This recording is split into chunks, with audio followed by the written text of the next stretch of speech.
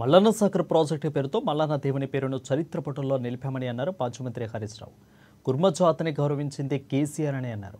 సంగారెడ్డి జిల్లా తెల్లపూర్లో జరిగిన భీరప్ప జాతరలో పాల్గొన్నారు. ఇక మల్లన్నకు పట్టు వస్త్రాలు సమర్పించే అవకాశం దక్కడం అదృష్టంగా భావిస్తున్నానని తెలిపారు. మల్లన్న దేవుని కులదైవంగా భావించే కురుమలకి కురుమ వెళ్లి మల్లన్న దేవాలయ చైర్మన్గా చేశామని అన్నారు హరీష్ రావు.